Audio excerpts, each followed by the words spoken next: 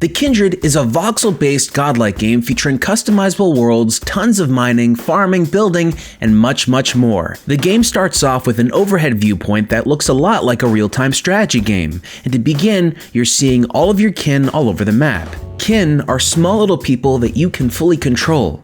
Each kin can be assigned work using the allocation tool that is accessible from the bottom selection bar. There are tons of jobs that you can assign your kin to do. For instance, your kin can farm crops, hunt, shear sheep, milk cows, collect eggs, or more labor-intensive work like mining, crafting, logging, and cooking. There's a little bit of a strategy when assigning jobs to kin.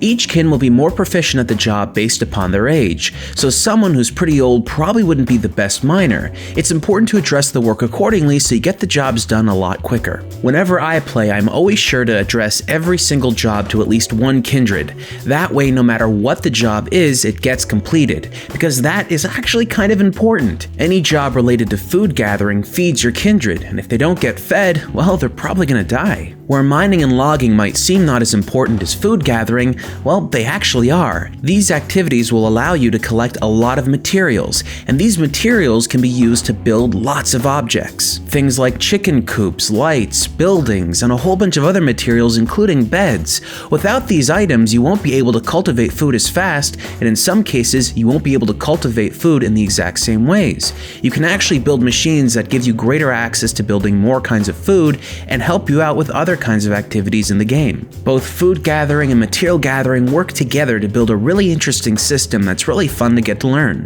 But you're not limited to that. The world is pretty much yours to explore. Depending on how large you make the map, you can venture out into the far reaches of the lands collecting plants, fruits, chopping down trees, and probably the most fun and creative feature, building tons and tons of stuff. Where many games that offer some kind of building mechanic usually do it from a first-person perspective, the Kindred changes it up by letting you build from a top-down perspective, which makes building complex geometry and large objects, well, just a lot easier. Unlike other games that feature first-person mechanics, with this top-down perspective, it's far easier to build really big buildings and huge items, simply because you can see everything at once. When you've laid down your building plan, your kindred will gather around and construct the building for you, which is actually pretty fun to watch. As of this recording, the Kindred is still in early access, with tons of features being added every day. If you're a fan of voxel-based building games but have always wished that you could see things from a top-down perspective, well, look no further.